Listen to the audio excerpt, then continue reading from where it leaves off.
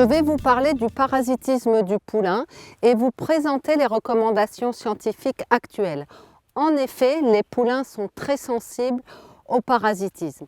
Ainsi, parmi les causes de mortalité en lien avec l'appareil digestif, chez les poulains âgés de 1 mois à 2 ans, 15,6% ont une origine parasitaire en Normandie. Quelles sont les problématiques concernant le parasitisme chez le poulain ? En fait, le poulain a un système immunitaire naïf, c'est-à-dire qu'il n'a pas été mis en contact avec les agents pathogènes avant sa naissance. Le colostrum permet d'apporter des anticorps pour lutter contre les infections bactériennes, mais pas contre les infestations parasitaires.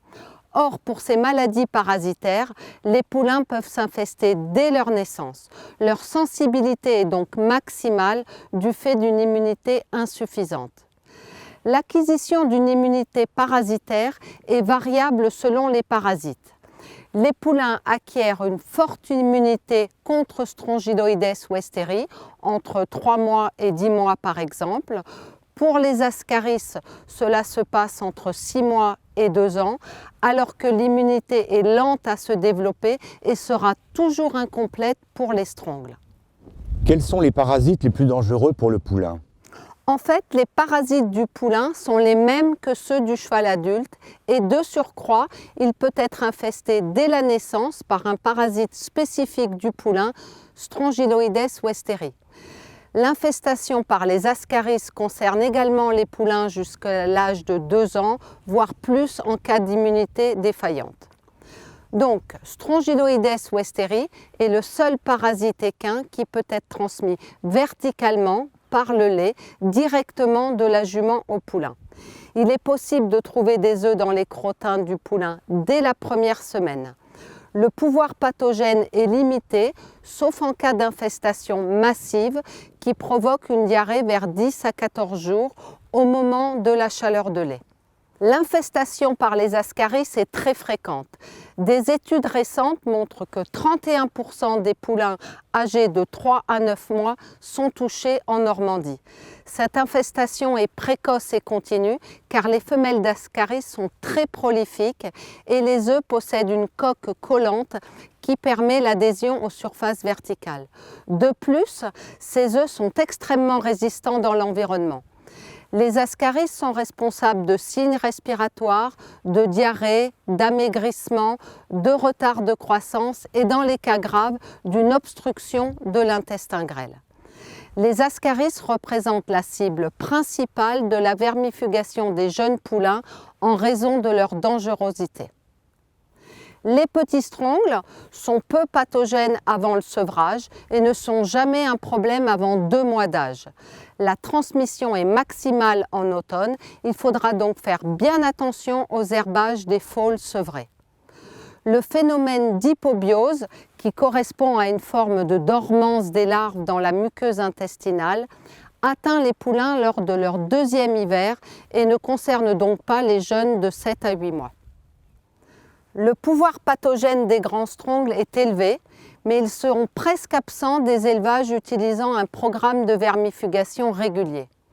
Ils ne représentent donc que peu de danger pour les jeunes poulains. Les gastérophiles, qui sont des larves de mouches, peuvent aussi toucher les poulains et occasionner des lésions au niveau de l'estomac. Les ténias sont fréquents. Là aussi, des études récentes recensent 26% de poulains entre 6 mois et 2 ans parasités en Normandie. Ils peuvent occasionner des coliques graves et des diarrhées.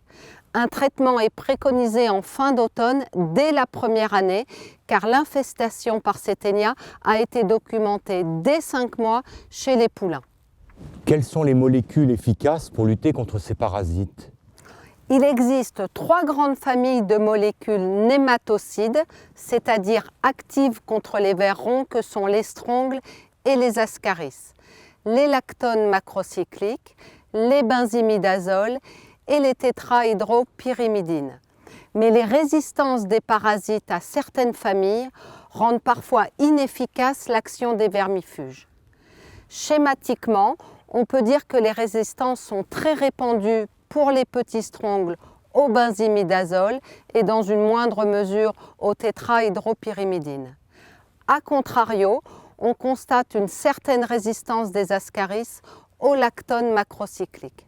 Il faudra donc bien raisonner la vermifugation des poulains puisque les ascaris et les strongles sont les cibles de cette classe d'âge, notamment au sevrage.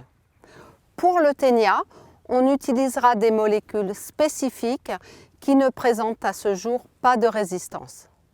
Quelles sont les stratégies de maîtrise du parasitisme chez les poulains? Pour protéger les poulains, il faut limiter la contamination des pâtures et donc diminuer la pression d'infestation dans l'environnement.